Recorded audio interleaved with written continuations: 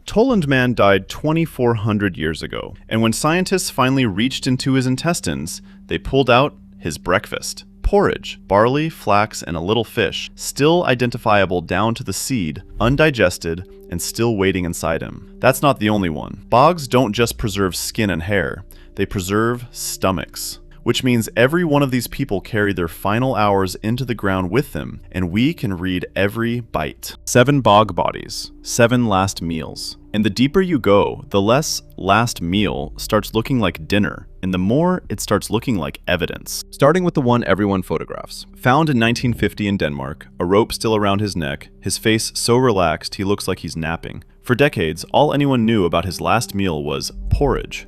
Grain, basically.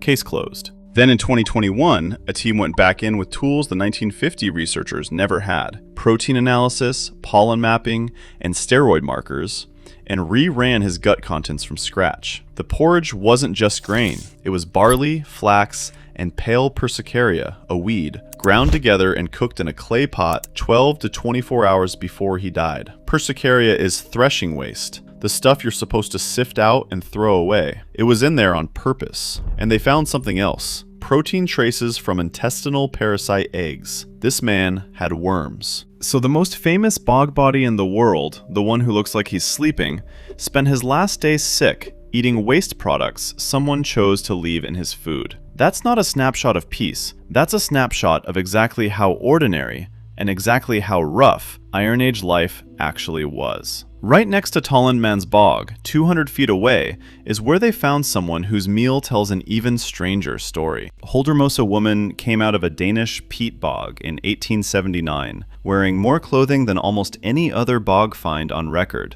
a wool skirt, a scarf, and a plaid cape, all still on her body. She looks dressed for a normal day. Her stomach said otherwise. Coarsely ground rye bread mixed with a heavy dose of spurry seeds, another weed, not a food, plus actual animal hair and tissue fragments. Meat, unprocessed enough that hair came with it. Rough bread and scraps of half-butchered meat, eaten by a woman found fully dressed, with a rope around her neck and a nearly severed arm. The clothes said one thing about her life.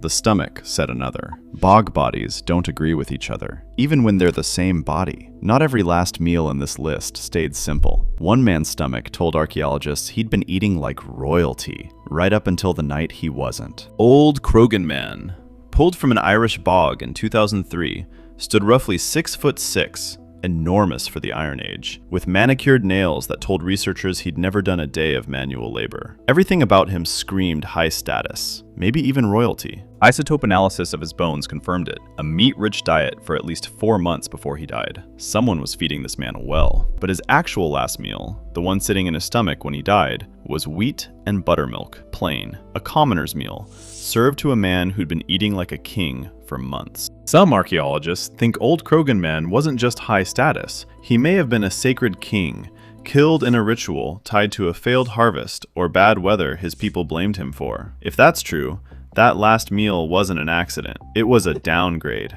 timed on purpose, the night before they killed him. If a change in diet can signal a ritual, what does it mean when the ritual is baked directly into the food? Lindow Man surfaced in an English bog in 1984, so well preserved that police first thought he was a recent murder victim.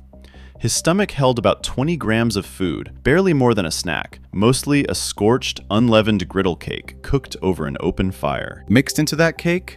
Mistletoe pollen. Mistletoe wasn't a food crop in Iron Age Britain. It was sacred, the plant the Druids used in rituals and medicine. It doesn't end up baked into bread by accident. Lindow Man was killed 3 separate ways: struck on the head, garroted, and had his throat cut, a combination researchers call the triple death. A man ritually killed 3 times over, whose last bite of food came preloaded with a sacred plant. The meal wasn't feeding him, it was preparing him. Some meals were preparing the body for death. Others, it turns out, may have been killing it slowly, one bite at a time. Grauballe Man, found in Denmark in 1952, has the most violent death on this list. Throat slit ear to ear, skull fractured, and a shattered shin. His stomach contained a porridge made from grain and seeds pulled from over 60 different herbs and grasses. Buried in that porridge, ergot, a fungus that grows naturally on grain. and one that's genuinely toxic, capable of causing convulsions, hallucinations,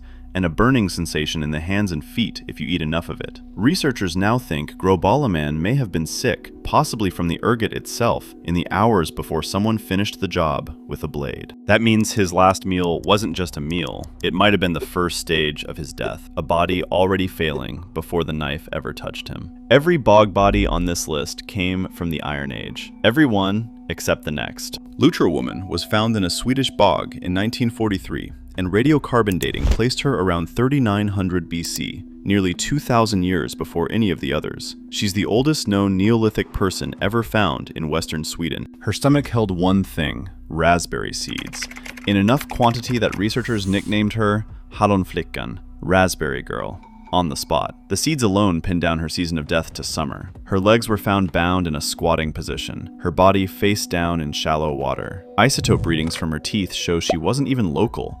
She'd grown up hundreds of kilometers south and ended up dying in a bog she wasn't born anywhere near. A woman eating summer fruit in a place she didn't grow up, bound and drowned nearly 6,000 years ago. The ritual bog killing wasn't an Iron Age invention. It's at least twice as old as the bodies that made bog sacrifice famous. 6 meals, 6 mysteries science eventually cracked open. The 7th one took almost 200 years, because for most of that time, everyone had the wrong person entirely. Haraldskær Woman came out of a Danish bog in 1835, and Denmark did something with her that no other body on this list ever got. They buried her like royalty. King Frederick IV had her placed in an ornate, carved sarcophagus inside a church in Vejle, convinced she was Queen Gunhild, a Norwegian royal from the sagas, said to have been drowned in a bog by a Danish king around 1000 AD. Nobody checked her stomach for almost 200 years. When they finally did, in 2000, they found unhusked millet and blackberries. And when they radiocarbon dated the body itself, the results didn't just correct the date, they shattered the entire premise. She hadn't died around 1000 AD. She died around 490 BC,